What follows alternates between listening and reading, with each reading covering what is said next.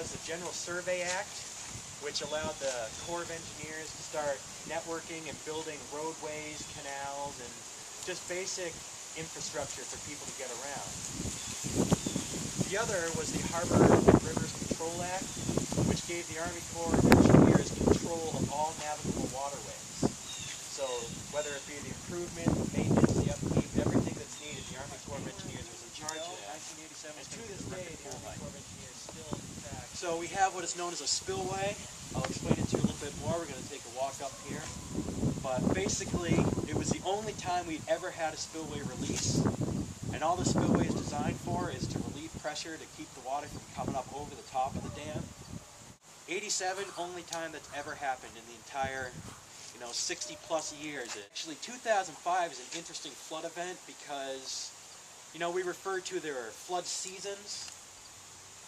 Generally that's spring because you get the snow melt, and in addition to that you get the rainfall coming in, and that tends to put a lot of water into the water system all at once. So that's generally what we consider flood season.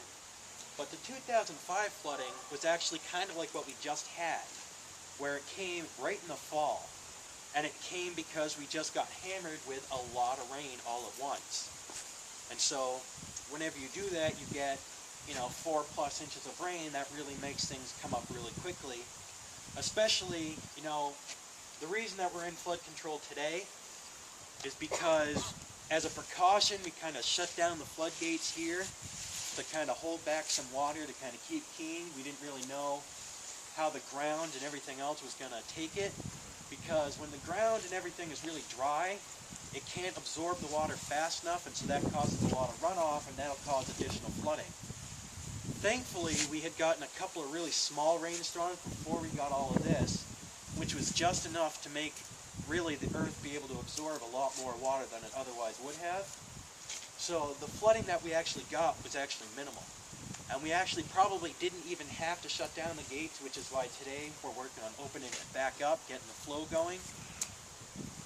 But, like I said, as a precaution, we did that just to make sure, should there be runoff, should anything like that happen, we are able to control it. So the main thing with flood control is not so much controlling what's back here, but controlling everything on this side of the dam.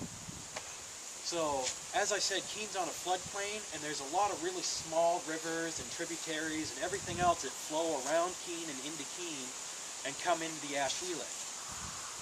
So, we can't control those, there's no dams on them.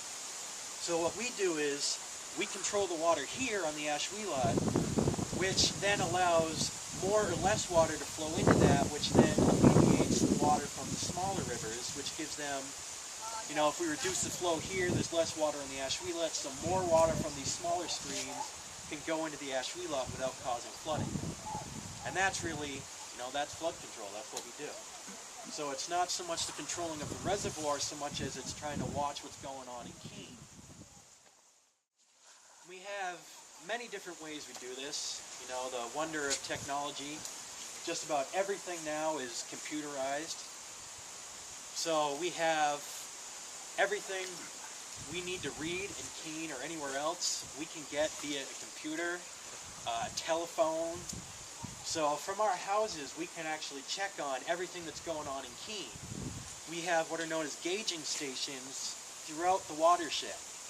There's a couple in Keene, there's one in Marlborough, there's one in Swansea, there's one in Marlow, there's one in Alstead, there's one in Gilsum. So we have all these set up so that we can see what all these different small rivers and streams are doing everywhere inside the watershed.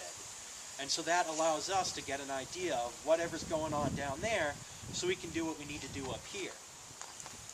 And there's a significant delay from everything we do down here until it actually reaches Keene. So we have to be able to be very proactive about what we're doing. It actually takes, if we change a gate here, it'll be about 4 to 5 hours before it actually reaches Keene. So, if we're waiting until the last minute, we've got, flood stage warning down in the Ashwellet and Keene, and we're like, oh, well, we better close up. It's probably going to be too late at that point.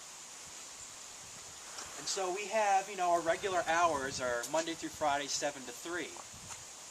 But because of our duty, we are actually considered...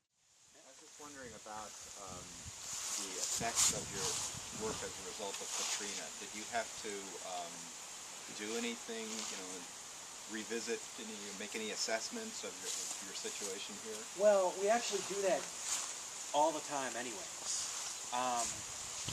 But actually, the Katrina brings up a good point. And, I mentioned we got a lot of other things that we were able to do.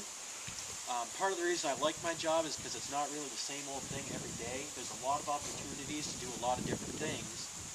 And actually, that is one of the big things that we get to do that I'm actually working on trying to get into. And the Army Corps of Engineers actually works very closely with emergency relief efforts.